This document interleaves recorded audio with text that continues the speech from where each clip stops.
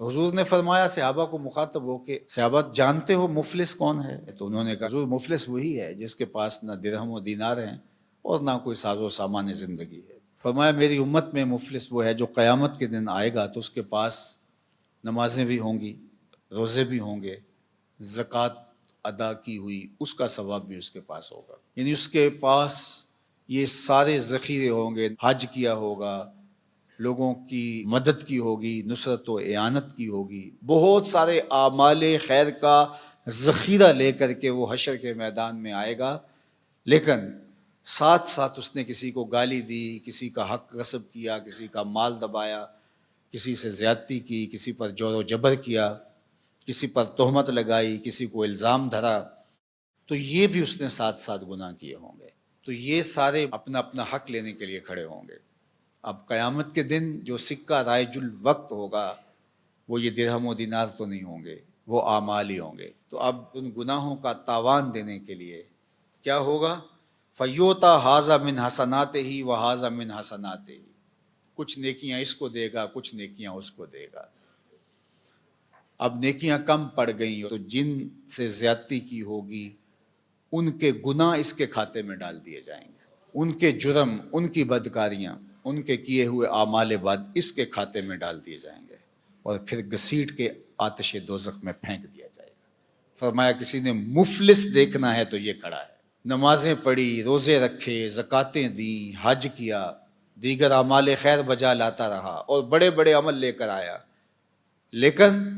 یہاں اپنی نیکیاں دینی ہوں گی۔ اگر کسی نے ایک درہم کا چھٹا حصہ کسی کا دبا لیا، غصب کر لیا، قرض لیا نہیں دیا، جبرن چھین لیا، دھوکہ کیا، فراڈ کیا، 2 نمبر مال کے ذریعے سے درہم کا چھٹا حصہ ہتھیا لیا، 700 نمازیں جو جماعت کے ساتھ پڑھی ہیں دینی پڑے گی۔ اور جو سویر سے لے کر شام تک دونوں ہاتھوں سے اللہ کی مخلوق کو لوٹ رہا ہے،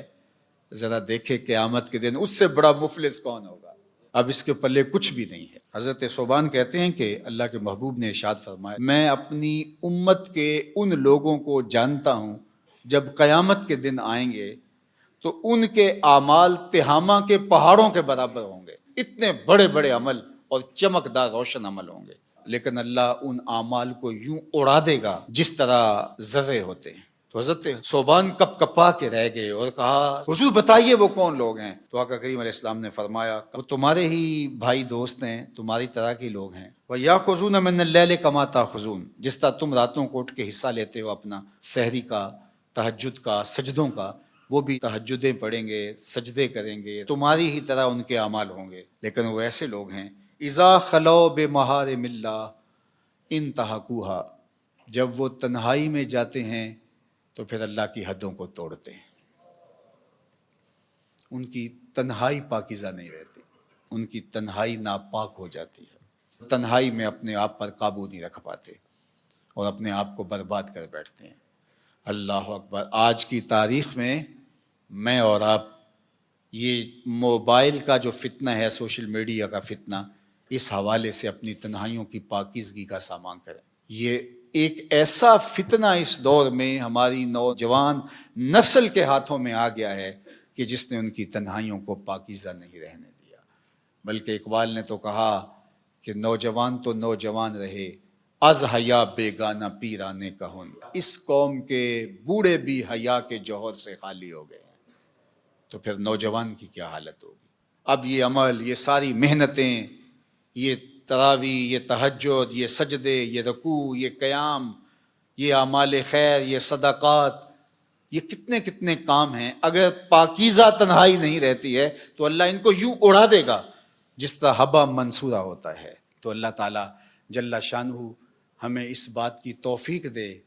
کہ ہم قیامت کے لیے جو ذخیرہ جمع کر رہے ہیں وہاں ضائع نہ کریں اور حقوق العباد کا پورا خیال رکھیں۔ اللہ آپ کو بہتر جزا دے، اپنی پناہ اور امان اور حفاظتوں کا حصار دے۔